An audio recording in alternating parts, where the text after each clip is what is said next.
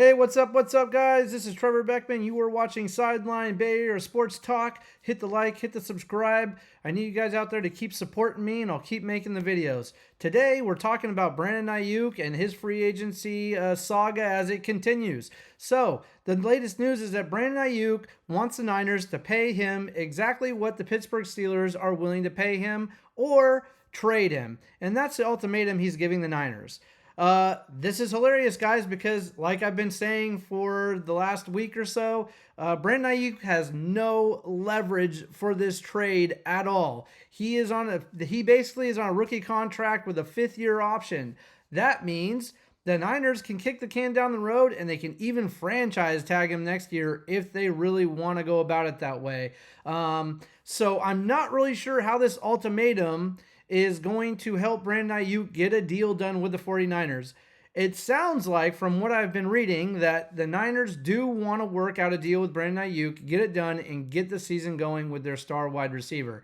But these crazy antics of giving ultimatums is just, I think, delaying the deal even more. There is no power on the side of Brandon Aijuk at this point. Absolutely none. I'm not sure where he can go to the Niners and say, hey, Pittsburgh's going to offer me that much money, so you pay me that much money and I'll stay. Otherwise, trade me. Those are your two options.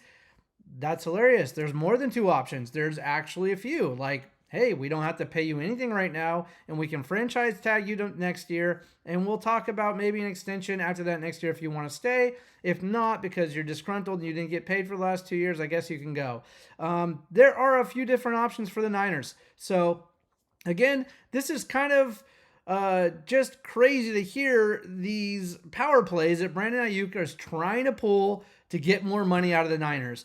I said this from the beginning. I don't think any of the trades are viable because none of the other teams so far that have come forward have anything that the Niners truly want in a trade for Aijuk. And I don't think the Niners really want to trade Aijuk anyway. So it's kind of funny how he keeps pushing this out in the media, that he wants a deal with the Niners that is going to pay him exactly what the Pittsburgh Steelers are offering. Who knows? I'm guessing it's going to be around $30 million a year, which actually the Niners probably should do to just get it done. Even $28, $29 million, I think Brandon Aijuk, that's around the ballpark of what he should get paid. And I think the Niners would pay him that if they were actually at the negotiating table instead of him constantly pushing crap out into the media about what he wants with the leverage he doesn't actually have. And what's actually kind of even crazier is the media is actually reporting this like this is a dilemma for the Niners. There are media outlets out there, sports media outlets out there, and this is why I started Sideline Sports, because I wanted to wade through all the crap and just look at the situation for what it is realistically for franchises, for players, without all this bullshit in the middle of it, okay? And that's what's happening right now. The media outlets are going to have you believe that Brandon Aijuk has power and that he actually could be traded if he forces the hand of the 49ers. Well, that's not true. The Niners have all the leverage. They have the contract that he's on with a 5th-year option that can be franchised next year. If he continues to play hardball this way, and make it difficult for any kind of a deal to get done, it's going to take longer, and I don't think the Niners are going to trade him. I just don't.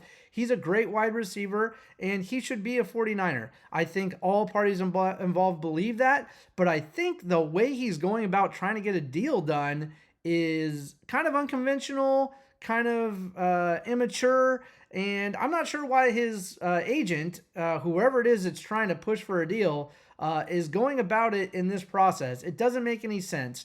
It's only going to hurt him if he sits out the year, because this is what he says. He says, I'm not playing one game until we get a deal done or you trade me. I'm not playing in the regular season either. Not going to do it. Okay, well, again, like I said a few podcasts back, you know what happens to players who just sit out. People forget about them. People don't think they're as valuable. A guy who doesn't play on the field every single game, right? A superstar wide receiver who is not on the field every game. After 16 games, you might remember his name, but is he physically ready to go? Is he game ready? Is he better than he was a year ago?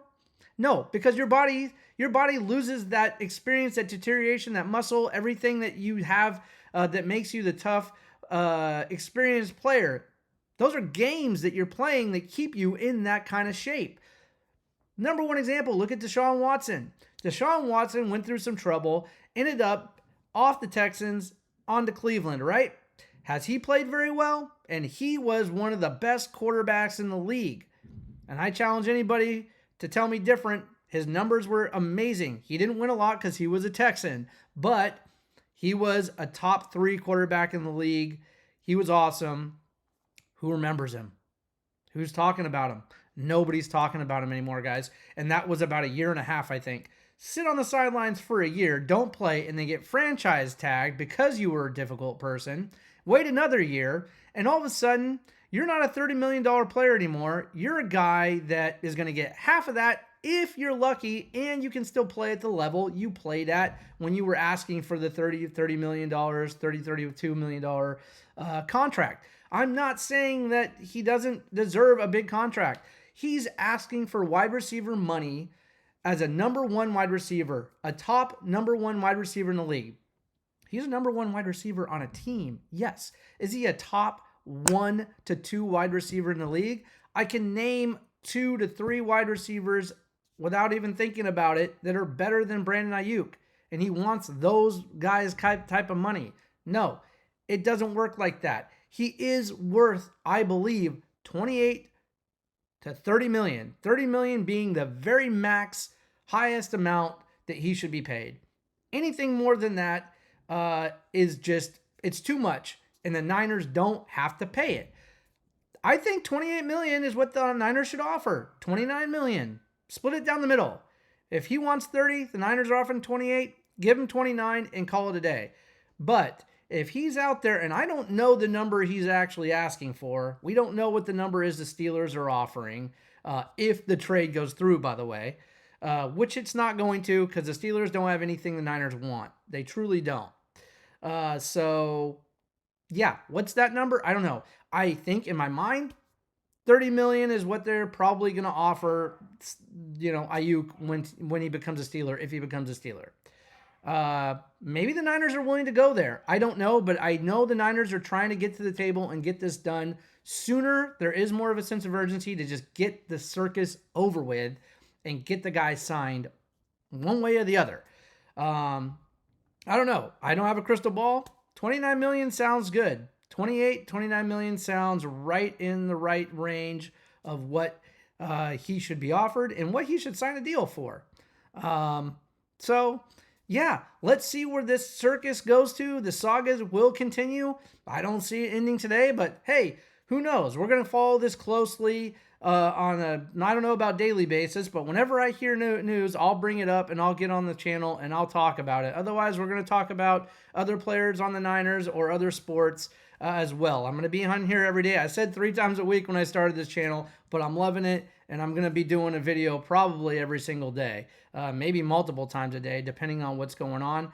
And I am going to be doing like the halftime and post-game shows on most of the 49er games, if not all. I'm going to try and cover them all. We'll see if I can.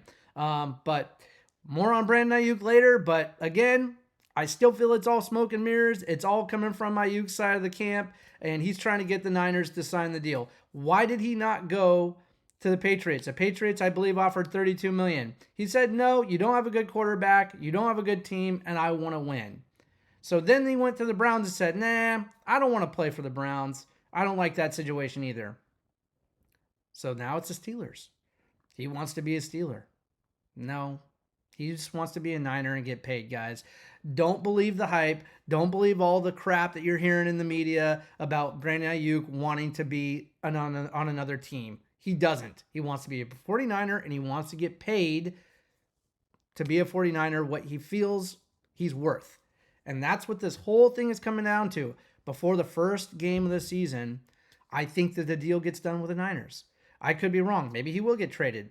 But it won't be because he forced Niners' hands. It'll be because either the Niners don't want the headache and they're going to get something back for him, or they're going to just let him sit on the sidelines, or they're going to get a deal done. Those are the 3 things that might happen. I don't think the Niners give him up for nothing, so the trade seems unlikely to me. The Niners are going to ask for a king's ransom because why not? He is He has no leverage. He's a great receiver. They have no urgency because they have receivers in the league, in the camp that are coming up and looking good. So it's not like they're without a group of wide receivers. They have quite a good core of wide receivers on the team. They can kind of afford to sit it out and wait. Brandon Aijuk doesn't have the leverage, guys. He's not going anywhere. He's just trying to get the best deal he can from the 49ers so he can remain a 49er and win. If all it was about was the money, he'd be a Patriot right now. Because the Patriots offered $32 million and they had a trade deal in place with the Niners. Now, I'm not sure what the Niners were going to get from that deal because, again, part of the reason why I think that deal didn't happen is because they have nothing to offer the Niners. The Browns had something, kind of, sort of, to offer the Niners. I don't think the Niners would have gone for it, though. So, and the Steelers don't have much to offer them other than another starting wide receiver who doesn't block. And guess what, guys? The Niners like to block. The Niners like to run.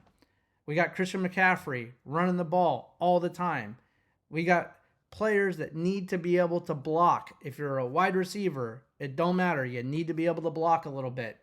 That wide receiver on the Steelers doesn't block. He's a very good wide receiver. He's fast. He's quick. He can catch.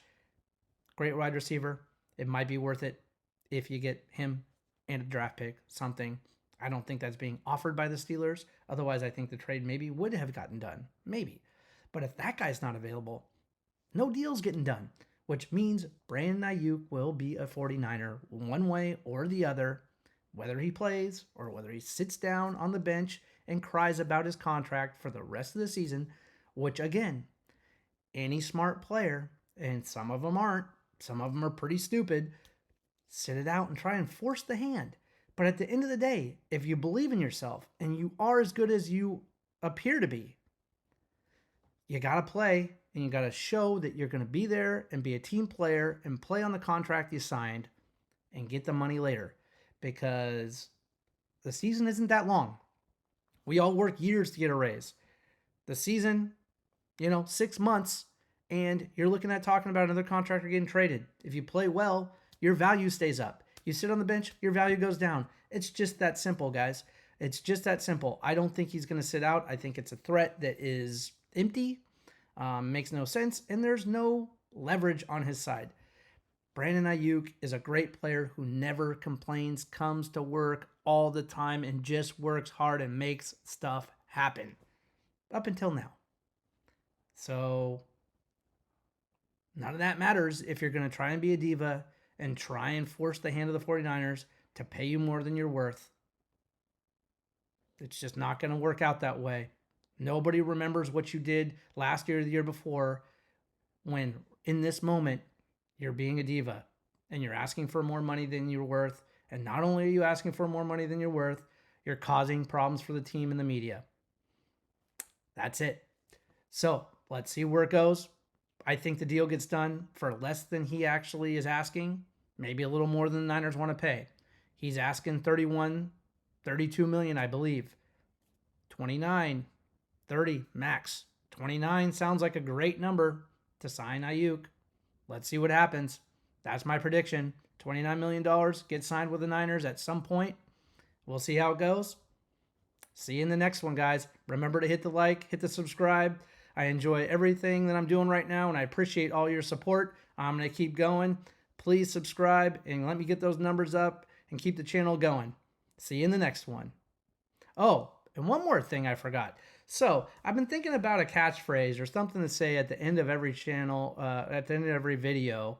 There are a lot of other sportscasters out there that have something to say at the end. Damon Bruce, sports doesn't build character, it reveals it.